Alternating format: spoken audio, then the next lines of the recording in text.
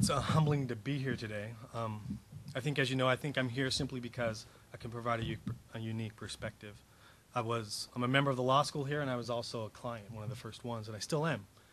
And that experience has been very beneficial to me. And how it worked is, in 2007, I was injured in Iraq by an IED, and I was flown in, got emergency surgery, and came back to the United States and spent the next year or so recovering. And during that time, I had the decision to make of what I wanted to do. At the time, I was a state trooper in Utah, and I could decide to try to do that, or I could move on with some other things. I decided to go to law school. And so like many of you, I decided to go to the best opportunities for me, the quality of education, where I wanted to be with my family and so forth. And I came here to William & Mary specifically for that reason. But at that same time, I had just got off of my military medical orders in 2007 of August, about 2 weeks before law school started. And so I came back and I was armed with all the paperwork I needed to start my VA claim. And a lot of you might know that there's a lot of paperwork that goes into that. And so I was looking at how I wanted to do that.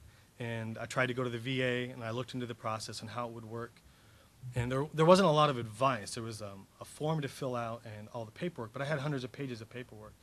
And I knew from talking to a few others that it wasn't necessarily the case that you just handed in your paperwork and they looked after your interests perfectly. But I still had it in my mind that, well, they know I was hit by an IED. They know it's connected. The injuries are all obvious. And so I sort of had it in my mind that I would just kind of do it myself.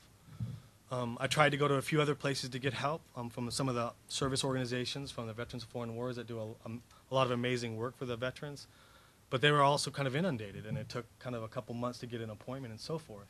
And so I was going to do it myself, and I looked in the paper one day here at the law school, the docket, and I saw that they were going to start out a Veterans Benefit Clinic, and this was in 2008, right there in the fall. And so it really coincided with what I needed. I went and talked with them, and I was able to become a client.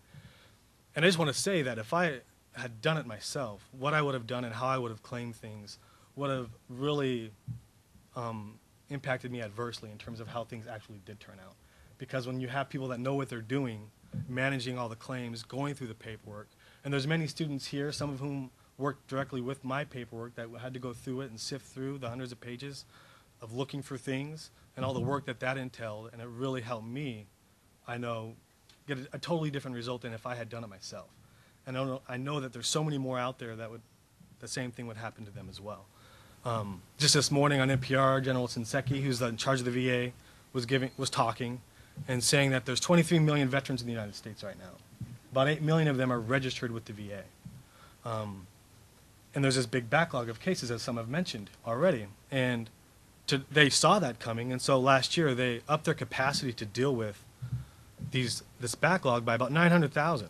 But still, and during that same time, there was an uptick of 1 million new claims. And so they weren't even able to fill the gap. And that's the kind of need that's there. And when you see how complicated it is, and I can tell you right now how complicated it really is, you can see why you need lawyers. No one wants to say we need lawyers, but in a nation of laws, we do. And that's the kind of nation that we have. And I think a citizen lawyer, and the fact that we have this very complicated administrative process, that there is a huge need that we can fill and that we can offer services to those that really need it. And I just want to leave that with you today, that what we're doing here at law school, what we're learning, can help in so many other ways. And obviously going out and helping clients in any other way, shape, or fashion can be a good thing. But when we have also that access to the knowledge that we have to understand all the rules, the administrative processes that go into it, and we see all the people that will need it, we have that driving rationale behind it that I think President Lincoln said that we need to help those that have borne the battle.